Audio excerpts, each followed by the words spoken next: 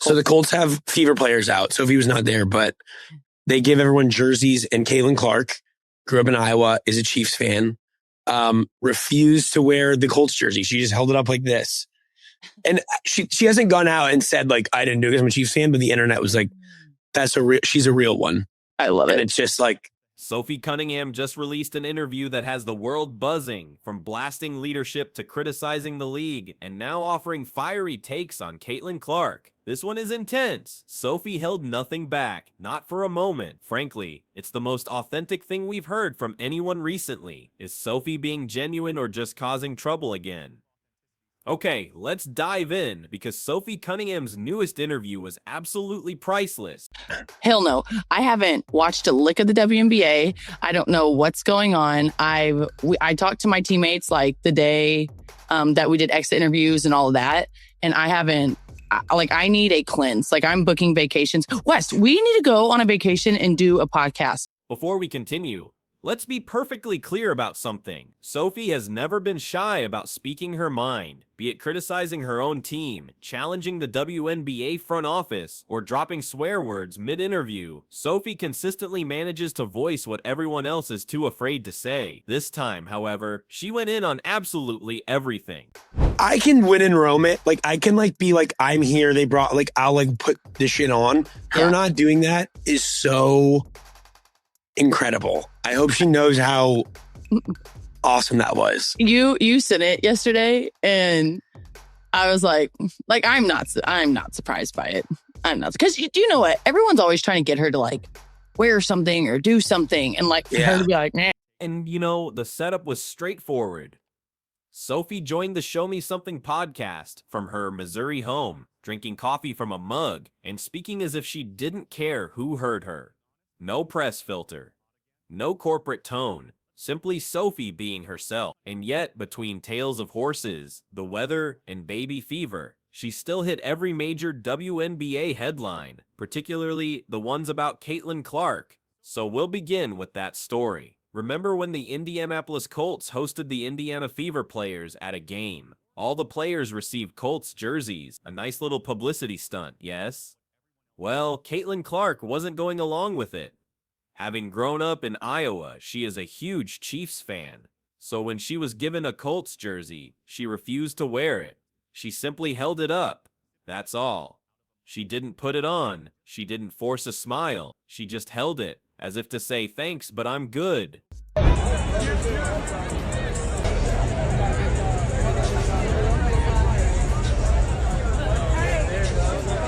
The internet went wild. Fans celebrated her as a real one, praising Caitlin for staying loyal. Memes started flying across Twitter like confetti. That's when Sophie weighed in. Her reaction was precisely what you would expect from her. She said directly, "That was awesome. I hope Caitlin knows how cool that was." Then she chuckled and said, "I'm not even surprised by it. That's completely her." Now remember, Sophie wasn't present at the game. She mentioned she had gotten out of there long before the event, but upon seeing the video online, she couldn't help but praise Caitlin. She called Caitlin's move of refusing the Colts jersey authentic and incredible, and she's correct. It is such a small gesture, but in a league where everyone is supposed to play nice and stick to the PR script, that sort of authenticity really stands out.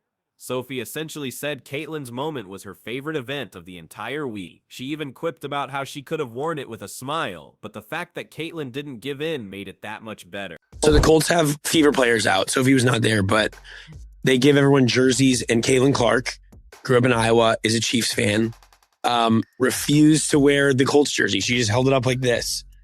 And she hasn't gone out and said, I didn't do it because I'm a Chiefs fan, but the internet was like, she's a real one. I love it. And it's just it's so good. So good. Truly, this moment reveals a lot about why fans adore both of these players. Caitlin Clark is completely and utterly herself. Sophie Cunningham is completely and utterly loud, and when a candid player acknowledges another, it creates a rare moment of mutual respect that the fan base genuinely loves to see. But that was only the beginning, because Sophie had more to say. She also addressed her own recent controversies, particularly the one where she cussed out WNBA leadership and was subsequently fined. Remember that? When she went on that tirade saying league executives knew nothing about basketball. Yes, that one. Well, during this interview, Sophie basically said, "Yes, I said it, and no, I'm not retracting it." She explained it flawlessly. She said, "I'm not rescinding what I said, but perhaps how I said it could have been improved." Then she laughed, adding, "I might have been a bit harsh, but that's also just who I am." That is such a classic Sophie thing to say. It's one part apology, one part mic drop. She even conceded she wants to be more careful with her words, because when she swears, people assume she doesn't know her stuff. Her exact quote, "When I cuss, people think I'm uneducated, but I do know what I'm talking about. I just cuss." Honestly, that's a fair point. She's passionate, it's her entire brand. The host then asked if she regretted her comments about Kathy Engelbert or the league office. Sophie answered without pause. She said, "I meant every single word. Maybe I shouldn't have cussed, but I meant it." That's the type of raw honesty fans wish more athletes possess. No tiptoeing around, no hiding behind PR training, just saying what everyone is already thinking. But the best part, Sophie didn't only talk about herself. She defended Caitlin Clark again, perhaps without even knowing it. When asked if she was watching the WNBA finals, she said flatly, "Hell no, I haven't watched a single second of the WNBA. I'm taking a break." Then she added, "Good luck to the winner. I genuinely don't care who wins." Now, before anyone criticizes her for that, she made a very valid point. She said that after a long season of injuries, turmoil, and drama, she simply had to disconnect. And that's a sentiment many players feel but never say publicly. Sophie elaborated that when you're in the thick of it, competing daily and things don't go your way, you need a reset. Watching other teams compete right after you've been eliminated, it's agonizing. So her statement about being on a WNBA cleanse wasn't shade, it was a sign of burnout. And frankly, after this past season, who could fault her? She mentioned she's been unwinding, spending time with family, and just attempting to live a normal life for a change. All the while, she's still dropping those sarcastic quips that remind us all why she's so captivating. She stated, "I'm booking vacations. I'm over it. There's drama, but I'm done." Then she quipped, "Let's talk about fashion instead." Only Sophie could pivot from league fines to peacoats and Christmas trips in the same conversation. But let's return to the Caitlin Clark jersey incident for a moment, as it revealed something more profound. Sophie didn't just find it amusing, she saw it as powerful. She said it demonstrated that Caitlin knows her own identity and isn't concerned with pleasing everyone. That's uncommon in a league where athletes are often expected to be grateful and perfectly polished. Sophie even mentioned she hopes Caitlin understands how iconic that small act was. And you know what? She's absolutely right. The clip of Caitlin holding the jersey was one of the week's most shared WNBA posts. It conveyed confidence without a single word being spoken. Sophie labeled it awesome, and the fans concurred. Because, let's be real, Caitlin Clark could have made the typical PR play, smiled and put it on, but she didn't. She just held her ground respectfully, and the fans admired it. That's why Sophie connects with her, because they are both authentic. They don't put on a show for social media or for the league's approval. Now, around the middle of the interview, Sophie shifted focus and began discussing how being outspoken in the WNBA has its consequences. She said she feels she speaks for players who can't say such things publicly, giving her a responsibility to be their voice. Her words, "I represent a lot of people who don't say stuff, so I want to make sure I say it right." That is a truly rare degree of self-awareness from her. She understands her platform is important. She knows she isn't just speaking for herself, but also for players who can't afford a fine or risk losing endorsements, and that is precisely what sets her apart. She's loud, yes, but it isn't just for show. She genuinely believes in what she's saying. Then she dropped another bombshell that got fans talking. When WNBA leadership was brought up again, Sophie confirmed she still thinks many executives lack a true understanding of basketball. She said, "They might be good business people, but they don't know basketball." That statement went viral the first time she said it, and now she is reaffirming it. She didn't retract it. She didn't say sorry, she simply clarified her reasoning. The people making the most significant decisions for the players don't seem to grasp the game they're trying to grow. It is tough to disagree with that. Now, if you've been a fan of Sophie for some time, you know this is exactly what's expected from her. She is the player who says what everyone else whispers privately, and the best part, even when her comments are controversial, she's still somehow charming. Her persona is a blend of country girl candor and a don't mess with me vibe, which makes her words sound like part interview, part stand-up comedy. She'll swear, laugh, offer a serious opinion, and then discuss horses as if nothing happened. That's her appeal, and that is exactly what this new interview was a reminder of.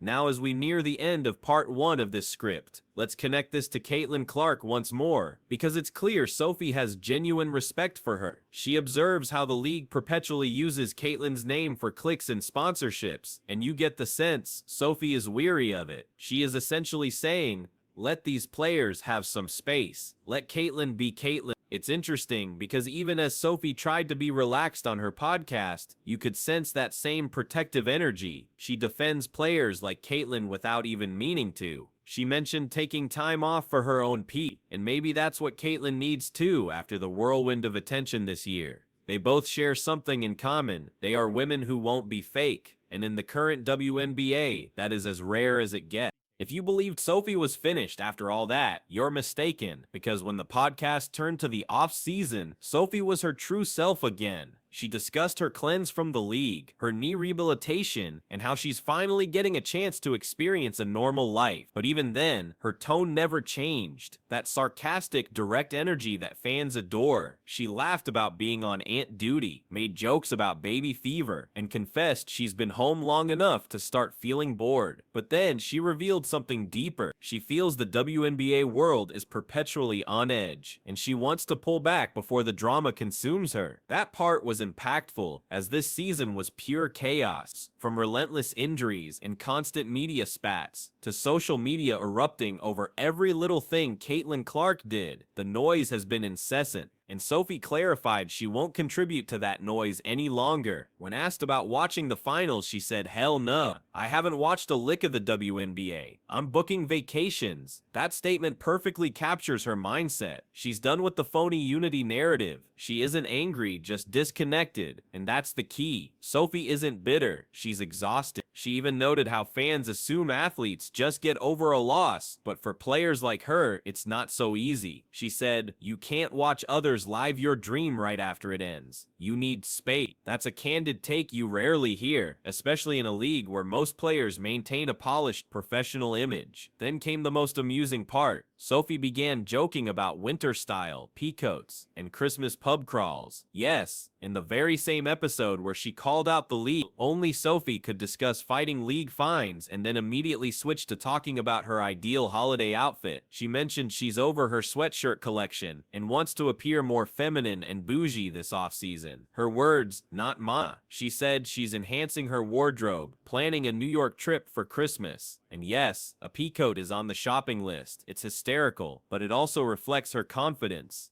Sophie is a master at controlling a conversation. One minute you're discussing fines and controversies. The next you're laughing about winter attire. It's her way of showing everyone she's more than just the tough player who curses a lot. She's human. Then the subject moved to her rehab. She said she took off her leg cast early against her doctor's orders because, as she put it, "I'm not patient."